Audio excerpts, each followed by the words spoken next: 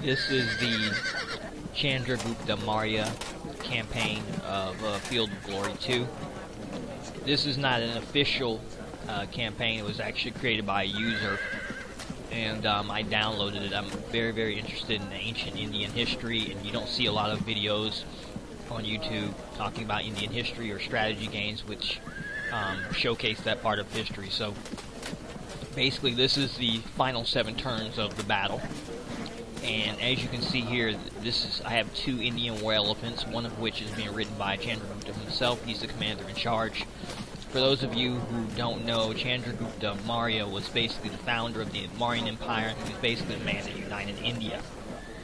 He rose to power after Alexander the Great's Indian conquest, and his empire ultimately encompassed almost all of India except for the southern tip and parts of Pakistan and I believe Afghanistan. So let's go ahead and I'm playing this on Deity. I'll show you here. It's the hardest setting. Alright, I've split my army into 2 forces. A smaller light infantry force which I used to flank the enemy, and I wiped out all of their light foot or most of it, and now we're picking away these 2 irregular foot. And then I have my main force up here, which I positioned beside this forest with the mountain to our rear, and I did that to protect our infantry from their archers, because this is basically Indian on Indian battle, as most of the battles in this campaign probably will be. Okay, let's see. Let's attack them with our archers.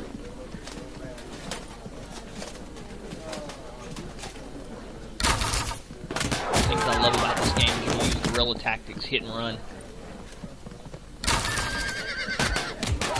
They've turned towards our javelin men, which means they're setting up a charge. Of course, we're going to get out of the way so that doesn't happen. And then when they turn around, we'll attack them again. Just hit and run tactics. Their back is turned, and we're going to attack them with the javelin men. Have some units. Ooh, there. Got some javelin men in the forest.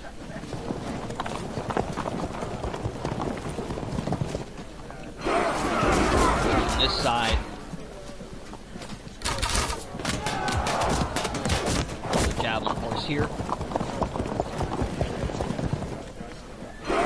Hit and run, man. That's all you do. Get them out of here. They're facing this way, which means they're going to set up a charge.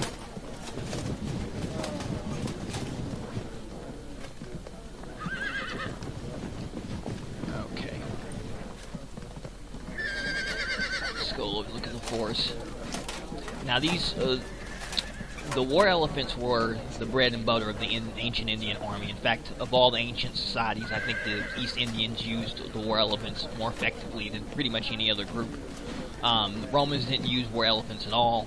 The Greeks used them. The Macedonians and Greeks used them, I think, a little bit. But it was the Indian army that really made the most use of these animals. And they were the ancient equivalent of M1 Abrams tank. Yeah, we'll attack them. We've already routed 2 of their units with our war elephants, and they have already been routed. About 15% of their forces have been routed. So far, this battle is going quite well.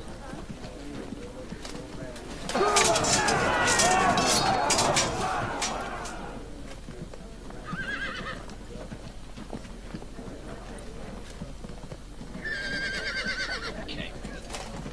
Let's go ahead and move on to the next turn.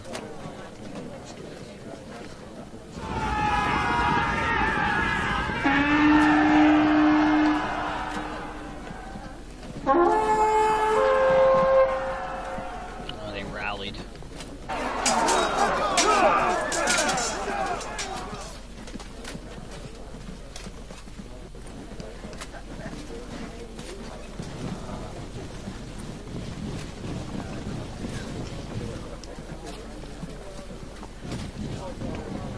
Looks like they're sending some archers to aid their medium foot.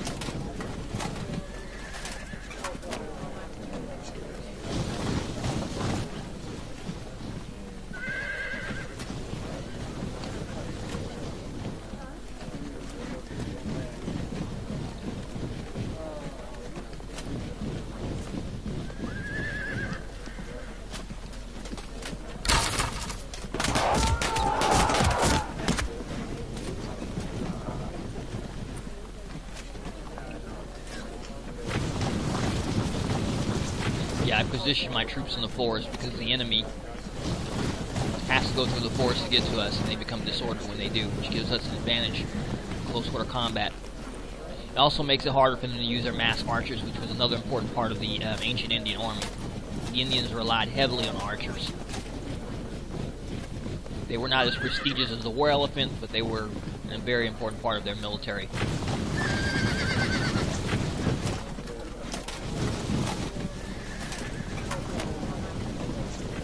In fact, the war elephant in India was so important that if anyone accidentally killed the war elephant or intentionally killed it, they were immediately executed or put to death. Studying some Indian history to learn that.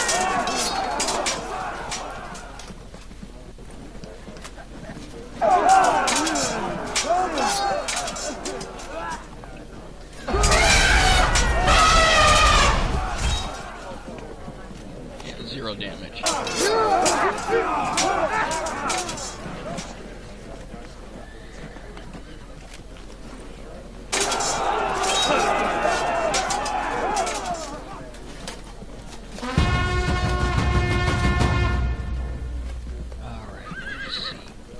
They are within range of our arrows. Let's see if we can wear them down.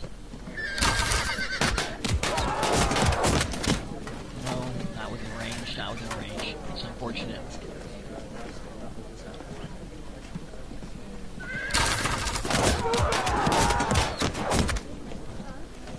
To 3. A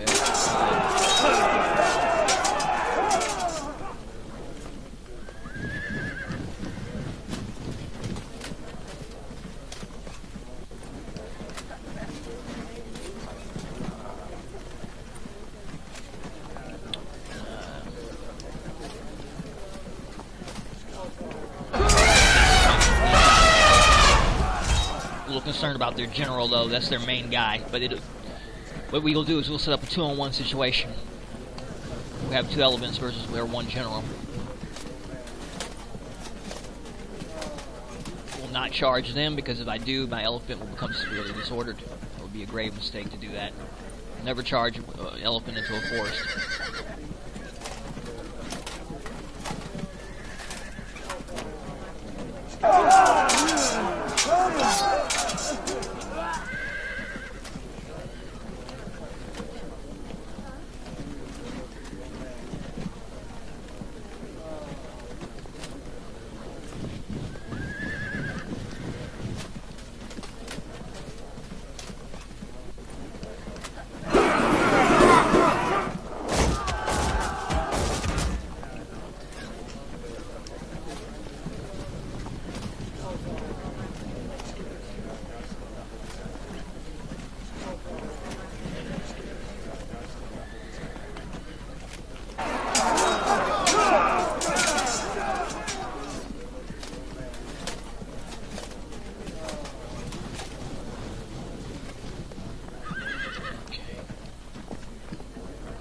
Their archers are coming behind us. This is a big problem for us, actually. Actually, I see it as being an opportunity, because now we can turn and take them down.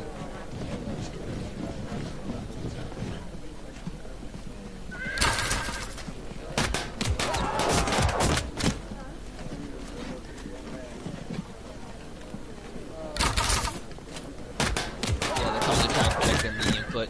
Send in my javelin men. Play on the highest difficulty, the enemy troops will always have a higher quality than your troops, so you want to attack them in groups. See, here you have a 4-to-1 situation with this archer. These guys are setting up a charge, and I'm not having it. Let's get our guys out of the way. We'll have them go into the forest temporarily. Yes, they'll become severely disordered, but that's not a problem. They're trying to pincher this guy in. Let's move them out of the way.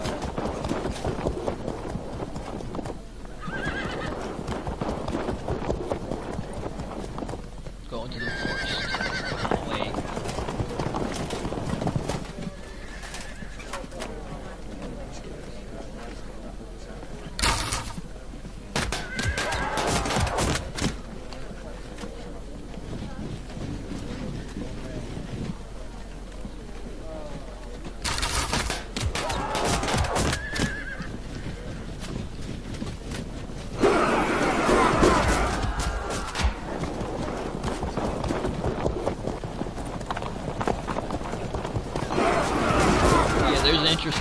documentary for those of you watching this who are interested. If you are on YouTube, you go and you type in the word ancient warriors, warriors of the elephant, you'll find a documentary about the Mauryan Empire and the Indian army, and you'll learn more about their tactics and stuff like that. I find it to be a very fascinating part of history. Alright, let's move on to the next turn.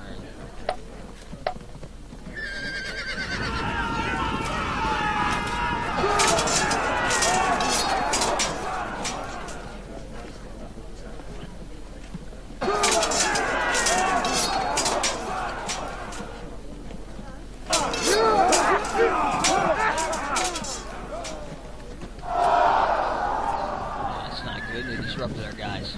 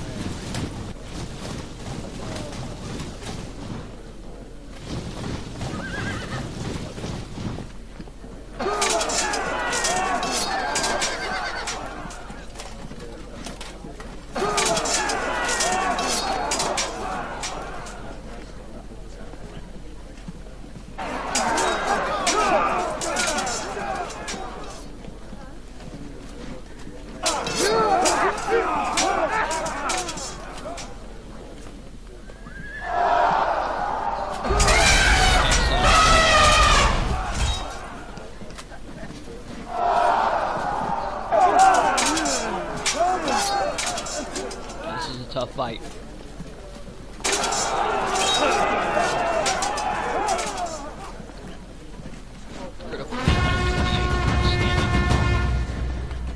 Let's look to break these guys. Excellent. Hopefully these guys become fragmented.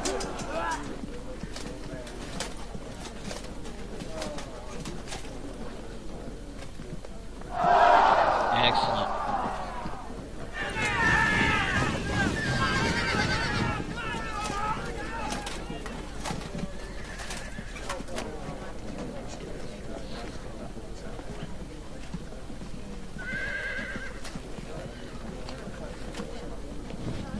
My javelin men charge these mass archers in the next turn.